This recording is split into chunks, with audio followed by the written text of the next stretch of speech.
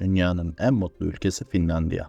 Finlandiya, Birleşmiş Milletler tarafından hazırlanan mutluluk raporuna göre bir değil, iki değil, tam 7 kez üst üste dünyanın en mutlu ülkesi seçilmiştir.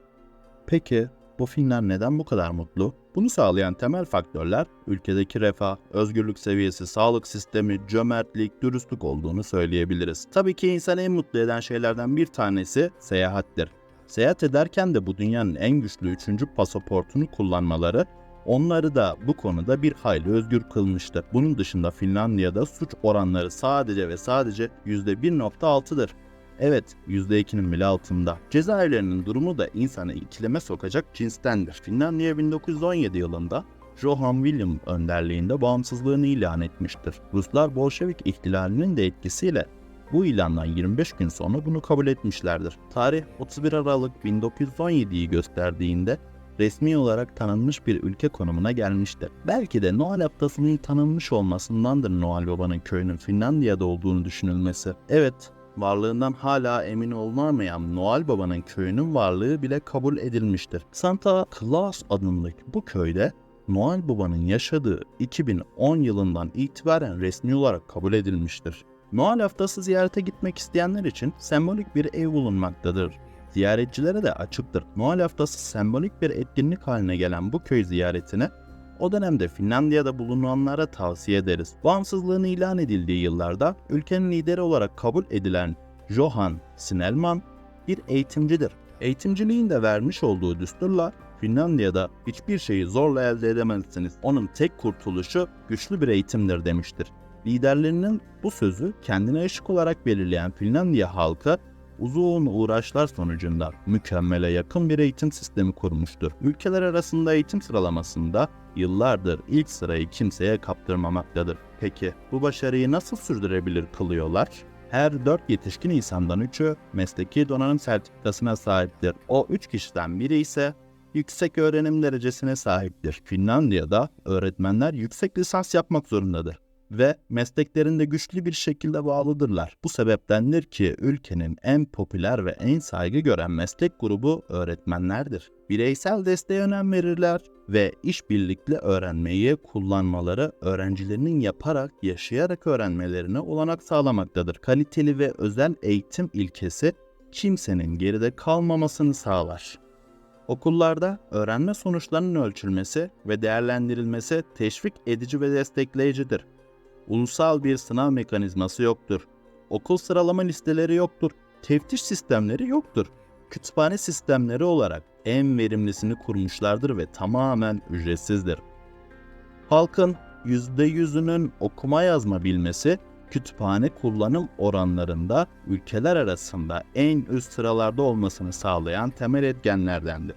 Bu eğitim sisteminin ürünü olarak kuralcı, dürüst, doğayı seven, doğadaki canlılara çok fazla saygı gösteren bir nesil yetiştirdiğini söyleyebiliriz. Aynı zamanda bir Finli her zaman dakiktir. Saat kaçsa tam zamanında oradadır. Ben bir eğitimciyim.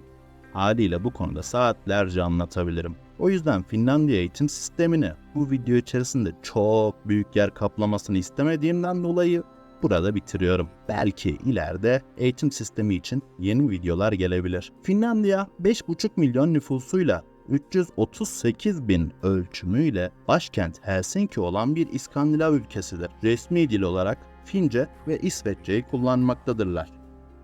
En ünlü mimarları Helsinki Katedrali'dir. Lutheran katedrali olarak da bilinmektedir. Aynı zamanda 187 bin göle sahip olan Finlandiya Bingöller yöresinin olarak bilinmektedir. Ekonomide saatlik ücret asgari olarak 13 avrodur. Haftalık 40 saat çalışan Finliler asgari olarak 2800 avro kazanmaktadır. Son dönemde haftalık 40 saat çalışmalarının fazla olduğunu, günde 5 saate indirilmeleri için gerekli çalışmaların yapılması meclis gündemine gelmiştir. Ne kadar küçük dertlerle uğraştıklarını buradan bile anlayabiliriz. Peki ekonomileri nasıl bu kadar iyi oluyor? Petrol çıkarmaya başlayan Finlandiya ekonomik olarak çok güçlendi. Bu petrolü bu kurdukları rafinerilerden gemilerle tüm dünyaya dağıtmaya başladılar. Tabii ki sadece petrolle böyle bir refaha ulaşılabilir mi? Sanmam. Çünkü rezervler diğer ülkelere kıyasla henüz o kadar fazla değil. Nokia gibi dünyanın en ünlü bilgi teknolojileri ve telekomünikasyon şirketlerine ev sahipliği yapmasında ekonomik kalkınmalarıyla bir dönüm noktasıydı. Peki kimdir bu Nokia? Nokia 1865'te Finlandiya'da kağıt fabrikası olarak kurulmuştur. Sonrasında farklı endüstrilere girmiştir. Bir zamanlar dünyanın en ünlü cep telefonu markası olan Nokia GSM, standartların gelişmesinde yardımcı olmakla birlikte taşınabilir telefon endüstrisine büyük bir katkı sağlamıştır. Telefon sektörünün bu kadar gelişmesinde, büyümesinde iPhone, Samsung, Xiaomi ve benzeri birçok markanın türemesi Nokia'yı olumsuz etkiledi. Nokia, telefon sektörünün değişimine maalesef ayak uyduramaması sebebiyle bugün eski konumlarında değildir. Yeni markalardaki teknolojilere rağmen hala tarihte en çok satan 11 çift sıfırdır. Nokia hala o telefonun reklamlarından faydalanmak istiyor olacak ki en uzağa fırlatılan telefon festivallerine sponsor oluyor ve burada turnuvada tahmin edersiniz ki turnuvada en çok 11 çift sıfır kullanılmaktadır. Diğer bir ekonomik kazanç olan turizmdir. Türkiye'den bile insanlar dünyanın en güzel manzaralarından olan kuzey ışıklarında evlenme teklifi hayali kurmaktadır. Yılda 200 günden fazla çıplak gözle görünen bu doğa harikası büyük bir turist kitlesi çekmektedir. Aurora Borealis olarak bilinen Finlandiya kuzey ışıkları Eylül ve Mart ayları arasında özellikle Lapland bölgesinde çıplak gözle seyredilecek niteliktedir. Geceleri uyurken izlemek isteyen insanlar için Finler camdan iglo geliştirmişlerdir. Bu nedenle imkansız varsa kesinlikle yaşanmalıdır. Finlandiya'da arabadan çok sauna olması sizleri hiç şaşırtmamalı. 2 milyon saunası olan Finlerin neredeyse her birine bir sauna düşmekte. Hemen hemen herkesin evinde sauna bulunmaktadır. Finler eğer evleri manzara görüyorsa saunayı o manzarayı seyredecek şekilde konumlandırmayı tercih etmektedir. Zevklerine ne kadar düşkün olduklarını artık anlamışsınızdır. Finler saunaya o kadar temel ihtiyaç olarak kabul etmiştir ki şirketler, parlamento binası, büyük gemiler dahil sauna hizmeti sunmaktadır. Her yaz Sonkajärvi şehrinde eş taşıma yarışması yapılmaktadır. Önceden de bahsettiğim gibi Savonlinna şehrinde Ağustos ayında da dünya cep telefonu fırlatma yarışması yapılmaktadır. Çıplak veya giyinik buzda yüzme etkinlikleri yapılır. Bunun en bilineni Çıplaklar Plajı olarak bilinen Helsinki plajıdır. Ve Dünya Bataklık Şampiyonası vardır. Normalde sayabileceğimiz onlarca daha etkinlik vardır. Peki bunca refaha rağmen, imkana rağmen neden Finliler dünyanın en çok depresyona giren ülkesidir? İlk başta herkesin düşüneceği havanın insanı psikolojik olarak buhrana sokabileceği olabilir. Ancak şunu da düşünmeliyiz ki Finlandiya'da yaşamın hayalini kurarız bizler. Ama onlar gündemin sürekli sansasyonel olarak haberlerin değiştiği bir hayatın hayalini kurmazlar sanırım. 50 yaşına gelmeden bu dünyadan alacağı bütün zevkleri almış olurlar. Bu da yaşama karşı hissettiği doygunluk anlamına gelmektedir.